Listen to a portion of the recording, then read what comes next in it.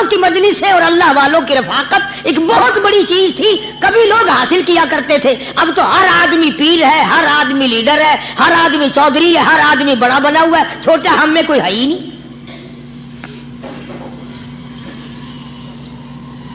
اور ان ولیوں کی بھی الگ الگ بیچاروں کی رمزیں ہوتی ہیں. علماء کرام نے لکھا ہے, حضرت خواجہ باقی باللہ رحمت اللہ علیہ دلی میں مزار ہے, بہت بڑے بزرگ گزرے ہیں. دیکھو میں ذکر خیر کر رہا ہوں نا, کئی لوگ تمہیں نکلتے ہوئے ٹانگے والے, گھوڑے والے, رکشے والے کہتے ہیں قاری علی ولیوں کو نہیں مانتا. میں یہ ذکر خیر ولیوں ہی کا تو کر رہا ہوں. بات صرف اتنی ہے, تمہیں اچھی لگے یہ بری لگے, میں ننگوں کو نہیں مانتا. میرے نزدیک ولی وہ ہے جس کی رگ رس سے, نس نس سے, خون کے قطرے قطرے سے, ہر ادا سے, ہر سنت سے, ہر طریقے سے محمد عربی صلی اللہ علیہ وسلم کی سنت زندہ ہوتا ہو. میں اس کو ولی نہیں مانتا جو کپڑوں سے ننگا پھرتا ہو. خواجہ باقی باللہ رحمت اللہ علیہ کو بھٹیارے نے دیکھا, ایک تباہی تندور والا. حضرت خواجہ صاحب کو دیکھا کہ جامع مسجد دلی کے پیڑیوں پہ, سیڑھی پہ کبھی چڑھتے ہیں, کبھی اترتے ہیں, کبھی چڑھتے ہیں, کبھی اترتے ہیں, پریشانی کا عالم. تو تباہی تو ضرور تھا, بھٹیارا تو تھا, مگر تھا تو دلی کا. وہ سمجھ گیا کہ حضرت کو کوئی پریشانی ہے. پہنچا اور جا کے کہنے لگا, حضرت کیا بات ہے, آج رات کافی گزر گئی ہے, آرام فرماؤ, کبھی چڑھتے ہو کبھی اترتے ہو, پریشانی کیا پریشانی ہے؟ فرمایا 4 مہمان ہیں, کھانا کھلانا ہے, میرے پلے کچھ نہیں. اندازہ لگاؤ, ابھی ابھی ولی یہ کہہ رہا کہ میرے پلے دھیلا دمڑی کچھ نہیں, 4 مہمان ہیں, شرمندہ ہوں ان کو کھانا کھلانے کے لیے.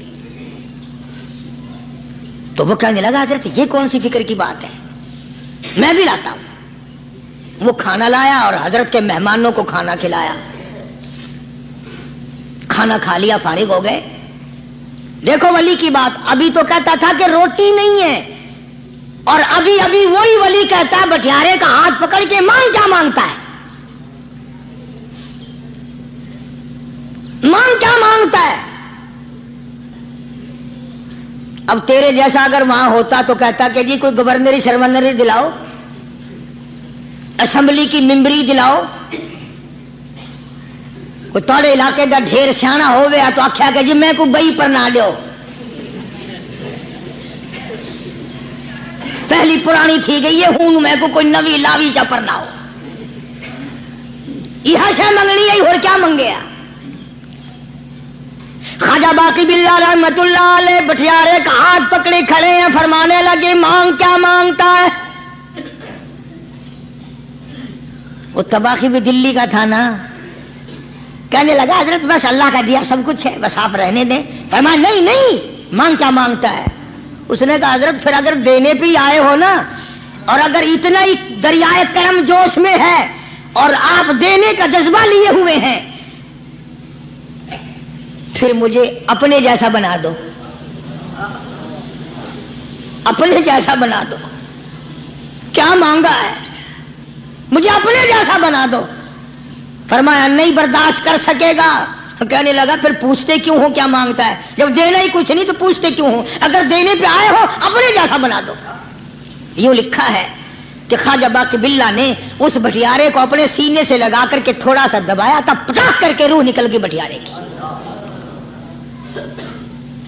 بلا جو تجلیات خدا بندی بتدریج آہستہ آہستہ سینے میں آئے تھے, ان کا کرنٹ وہ یکدم برداشت کیسے کرتا. میرا عرض کرنے کا مقصد یہی ہے کہ ہم لوگ اپنے آپ کو کب سنبھالیں گے, اور وہ کون سا وقت آئے گا کہ ہم اس بات کے قائل ہوں گے اور تسلیم کریں گے کہ جو کرتا ہے خدا کرتا ہے, بندہ کچھ نہیں کر سکتا.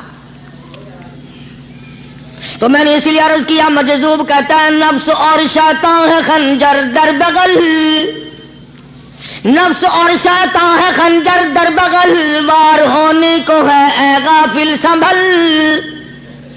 کبھی 4 دن بیٹھ کے اللہ اللہ کر لی, تسبیح پھیر لی, تو دوسروں کو یہ تو دنیا کے دھندے میں پھنسے ہوئے ہیں، میں بہت بڑا ولی ہوں، میں بہت بڑا ابدال ہوں، مجھ سے بڑا تو کوئی نیک ہے ہی نہیں۔ یہ بہت بڑی مار ہے شیطان کی۔ اسی کو کہتا کہ نفس اور شیطان ہے خنجر در بغل، وار ہونے کو ہے اے غافل سنبھل، آ نہ جائے دین و ایمان میں خلل، آ نہ جائے دین و ایمان میں خلل، باز آ اے بدعمل۔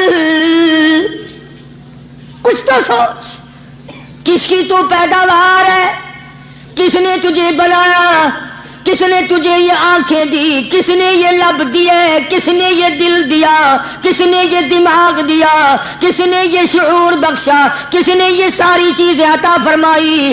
اللہ پاک کی ذات فرماتی ہے او لوگوں مجھے بھی بڑا دکھ لگتا ہے، مجھے بھی بڑا صدمہ ہوتا ہے، میرا قہر جوش میں آ جاتا ہے جب پیاری شکل بناؤں میں، پیاری صورت بنائی میں نے، پیارا ماتھا سونی شکل بنائی میں نے، جب میری چوکھٹ کے سوا دوسروں کے دروازے پہ جا کے تو ماتھا رکھتا ہے، فرمایا میرا قہر جوش میں آتا ہے تجھے برباد کر دوں۔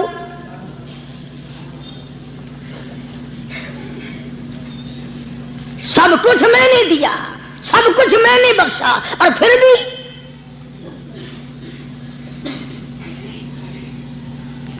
شاہ عبد القدوس گنگوہی رحمت اللہ علیہ بہت بڑے بزرگوں میں سے گزرے ہیں، بہت بڑے اللہ والے تھے۔ ایک راستے سے گزر رہے ہیں، مریدین ساتھ ہیں، حلقہ ساتھ ہے، راستے میں ایک گندگی کا ڈھیر پڑا ہوا تھا، بدبو آ رہی تھی، تو شاہ عبد القدوس نے اپنے حلقے اثر کے لوگوں سے اور مریدوں سے کہا ٹھہر جاؤ۔ حالانکہ لوگ ناک پہ کپڑا رکھ کر جلدی گزرنا چاہتے تھے، بدبو سے بچنے کے لیے تیز رفتار وہاں سے گزرنا چاہتے تھے، مگر شیخ کے کہنے پر کھڑے ہو گئے۔ شکر ہے تم نہ تم جیسے وہاں مرید بھی نہیں تھے، ورنہ کہتے کہ اے پھٹ گیا شیخ ہے نو تو پتہ ہی نہیں لگتا برائی دا چنگائی دا، گندگی دے پہ کولساں کو کھڑائی کھڑے۔ شاہ عبد القدوس رحمت اللہ علیہ گنگوئی رحمت اللہ علیہ نے فرمایا او لوگوں یہ گندگی، یہ پخانہ، یہ افولت والی چیز تمہیں ایک سبق دے رہی ہے۔ وہ بڑے حیران ہوئے کہ گندگی سبق دے رہی ہے کہ ہاں یہ بدبو کا ٹھکانہ یہ سبق دے رہا ہے کہ ہاں یہ ایک سبق تمہیں پڑھا رہا ہے۔ اور وہ کیا؟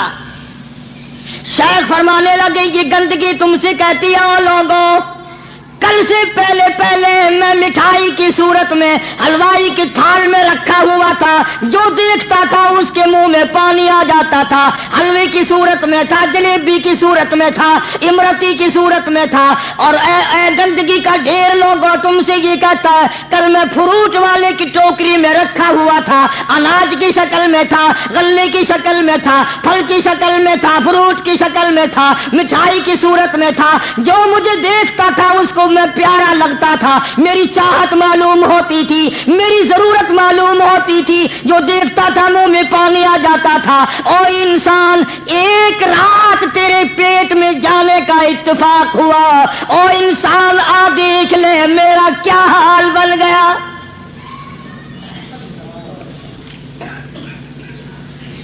ایک رات تو تیری صحبت میں رہا ہوں، ایک رات تیرے اندر ٹھہرنے کا اتفاق ہوا، دیکھ میرا کیا حال بن گیا۔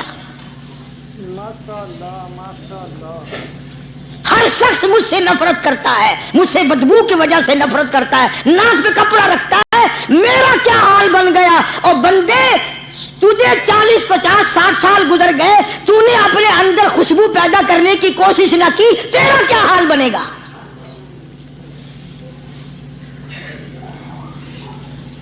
سارے لوگ حیران ہوئے کہ شیخ نے کیا بات فرمائی۔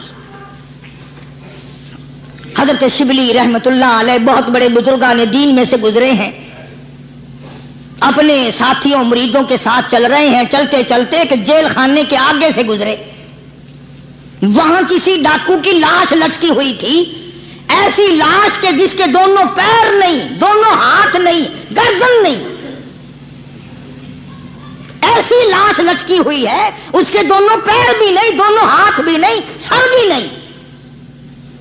تو حضرت شبلی رحمت اللہ علیہ نے جا کر اس لاش کو، جس کے پیر ہاتھ نہ تھے، گردن نہ تھی، بوسا دیا، چوما اسے۔ تو سارے مرید کہنے لگے حضرت جی یہ کسی ولی کی لاش تو ہے نہیں، یہ تو سراسر نظر آتی ہے کسی بدماش کی ہے، ہاتھ بھی کٹ گئے، پیر بھی کٹ گئے، گردن کٹا بیٹھا۔ تو حضرت شبلی رحمت اللہ علیہ فرمانے لگے کہ میں نے اس کو بوسا اس لیے دیا کہ اس نے مجھے ایک سبق دیا ہے، اس لاش نے مجھے ایک سبق دیا، اور وہ یہ کہ وہ اسلام کا زمانہ تھا کہ اس نے ایک دفعہ چوری کی، ایک ہاتھ کٹ گیا، پھر چوری کی، دوسرا ہاتھ کٹ گیا، پھر چوری کی، ایک پیر کٹ گیا، پھر چوری کی، دوسرا پیر کٹ گیا، پھر چوری کی، گردن کٹا دی۔ اس نے مجھے یہ سبق دیا، شبلی مجھے چوری سے پیار تھا، سارا کچھ کٹا بیٹھا مگر بعد نہ آیا، تجھے تیرے رب سے پیار ہے، قیمہ بنوا لینا مگر چھوڑنا نہیں۔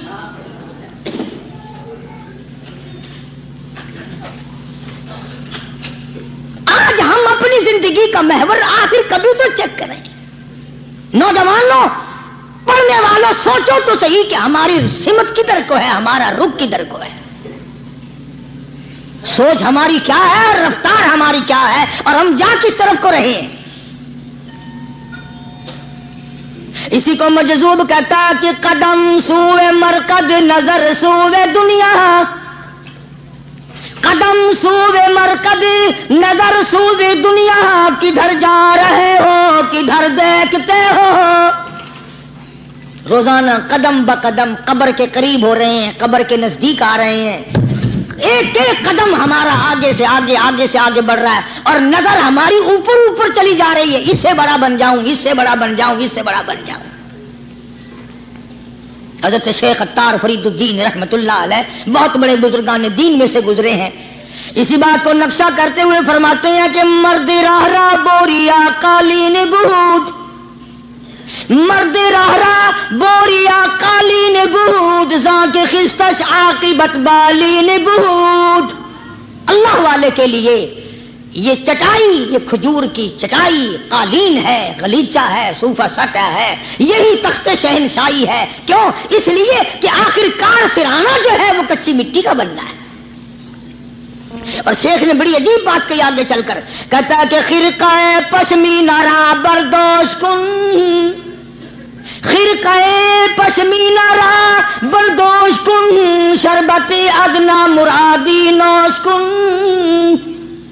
پرانی گدڑی، پرانا کپڑا جو ہے تو اس کو اپنے لیے غنیمت جان، نہ جانے نوا کپڑا آیا نہیں اور تیری زندگی کو فنا ہو جائے۔ یہی نظر تھی ان حضرات کی۔ جناب ابو بکر صدیق سب کہہ دو رضی اللہ تعالی عنہ، خلیفہ بلا فصل ہیں، امیر المؤمنین ہیں، مدنی کریم صلی اللہ تعالی وسلم کے جانشین ہیں، حضور کے سسر ہیں۔ آخری وقت ہے جناب ابو بکر صدیق رضی اللہ تعالی عنہ کا، بالکل آخری وقت ہے۔ چنانچہ حضرت عائشہ صدیقہ رضی اللہ تعالی عنہا کے ہاتھ میں صدیق اکبر نے ایک کپڑا دیکھا، نیا،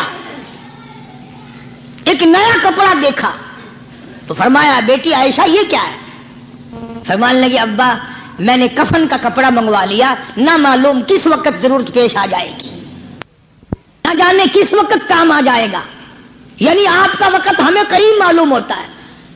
جناب ابو بکر صدیق رضی اللہ تعالیٰ عنہ نے فرمایا عائشہ ہرگز اجازت نہیں، مجھے نیا کفن پہنانے کی کوئی ضرورت نہیں، مجھے نیا کفن دینے کی کوئی ضرورت نہیں، میری طرف سے قطعی تجھے اجازت نہیں۔ عرض کرنے لگی ابا جان اب تو میں نے منگوا لیا، اب تو میں نے خرید لیا، اسی ارادے سے خریدا ہے، اسی ارادے سے منگوایا ہے، آپ اجازت دے دیں۔ رونے لگے، فرمایا عائشہ ہوئی تو تو ام المومنین میں سے ہے، تو نبی پاک صلی اللہ علیہ وسلم کی گھر والی ہے، اور تیری جھولی میں قرآن اترتا تھا، تیری جھولی میں حضور کی وفات ہوئی ہے، تیرے حجرے میں وفات ہوئی ہے، تیری گود میں حضرت کی وفات ہوئی ہے، تو بتا کہ کالی کملی والے صلی اللہ علیہ وسلم کا لباس کیسا تھا؟ آج اس چٹخ پٹخ نے تباہی پھیر دی، اور تو بعد آؤ نہ تباہی پھیرو۔ ہر روز نئے سوٹ نئے سوٹ، نئے کپڑے نئے کپڑے نئے کپڑے، اور اگلے جہان کی تیاری قطعی نہیں۔ بڑی عجیب بات کہی کسی نے، کہتا منہ دیکھ لیا آئینے میں، شیشہ دیکھتی ہیں نا عورتیں، آج کل نوجوان عورتوں سے بھی زیادہ شیشہ بار بار دیکھتے ہیں۔ کہتا منہ دیکھ لیا آئینے میں، منہ دیکھ لیا آئینے میں، اور داغ نہ دیکھا سینے میں، منہ دیکھ لیا آئینے میں اور داغ نہ دیکھا سینے میں، کیا